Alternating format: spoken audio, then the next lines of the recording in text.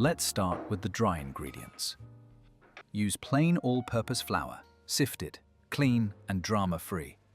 Add baking powder, then a pinch of salt and unsweetened cocoa powder.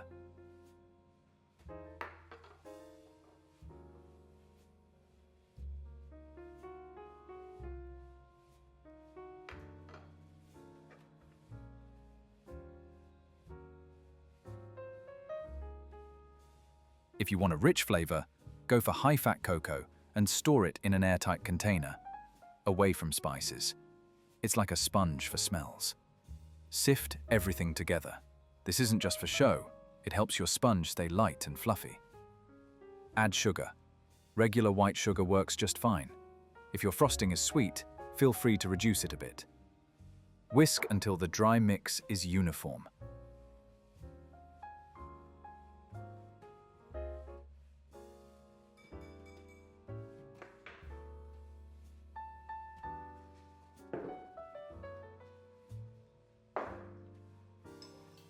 In a separate bowl, crack in 1 egg. If it just came from the fridge, let it sit out for 10 to 15 minutes to warm up. It mixes much more smoothly this way. Add neutral vegetable oil and milk, both at room temperature.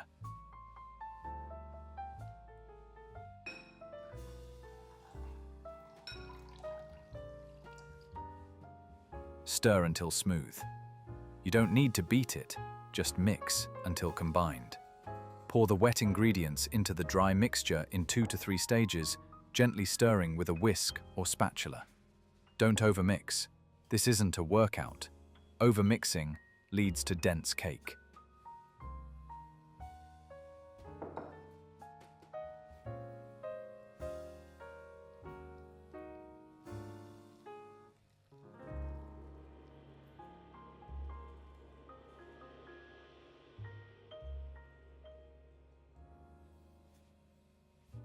Next, add hot water, about 90–95, 2 or 3 additions, stirring as you go. This helps bloom the cocoa and gives your batter a deep, rich color and silky texture.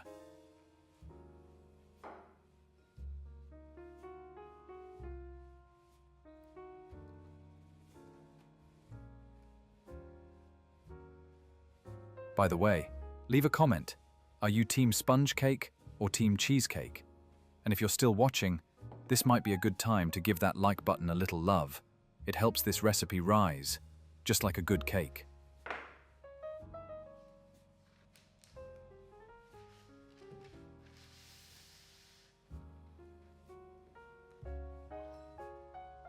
Prepare your baking pan, 8 or 9 inches in diameter. Grease it with butter and line the bottom with parchment if you like. Preheat your oven to 175 to 180 degrees to 345 to 355 degrees Fahrenheit. If you're using convection, lower the temperature by 10–15 degrees.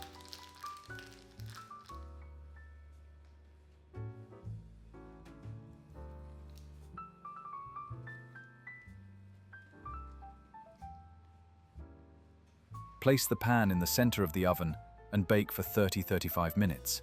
Don't open the oven during the first 25 minutes, unless you want a sunken sponge and a broken heart.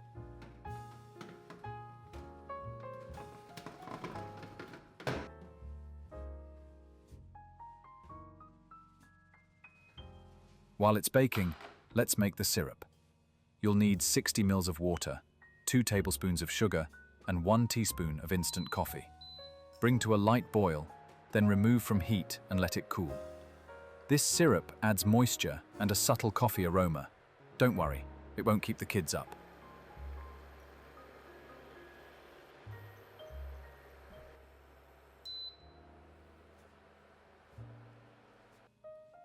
Now for the cream. Finely chop dark chocolate. Look for 50–70% cocoa. The smaller the pieces, the faster it melts.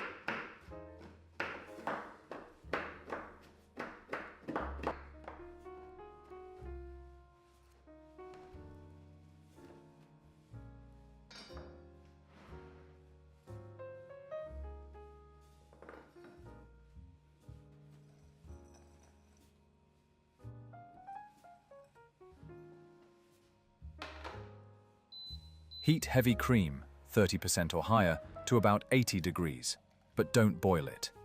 Pour the hot cream over the chocolate. Let it sit for 30 seconds, then stir until completely smooth.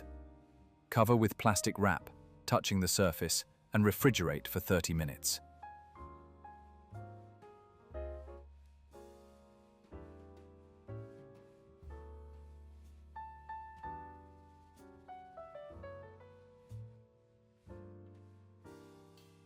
When the cake is done, let it cool in the pan for 10 minutes.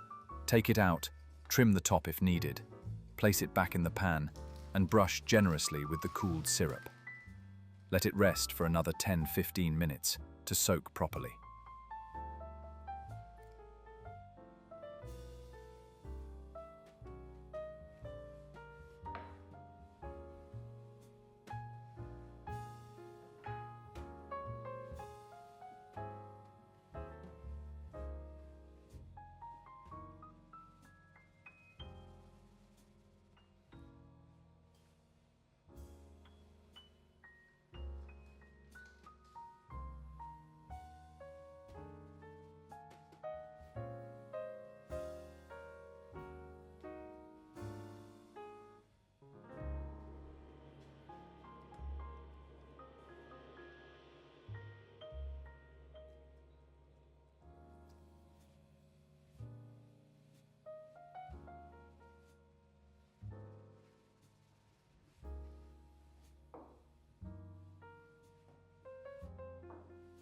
Whip cold heavy cream with sugar.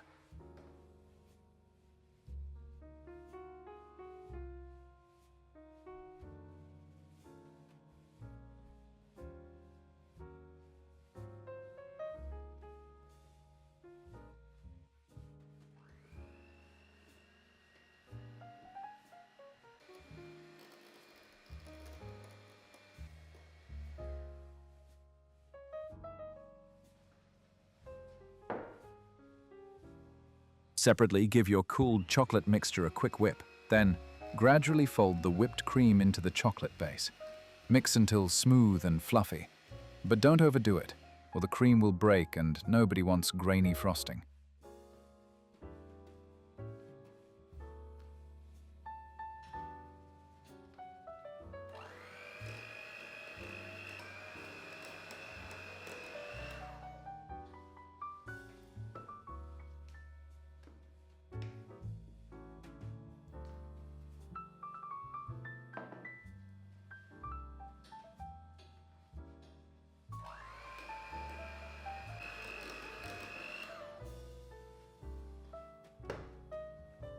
Line the edges of your pan with parchment or acetate for sharp sides.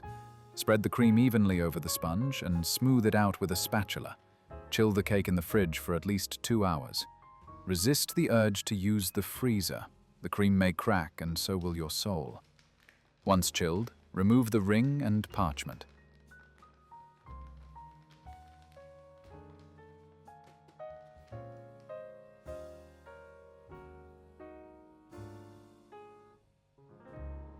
Dust the top with a mix of cocoa powder and powdered sugar.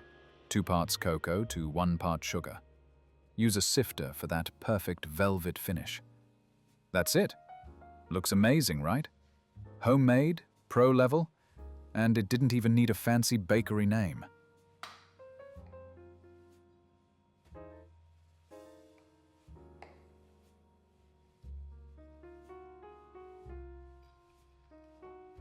Thanks so much for watching.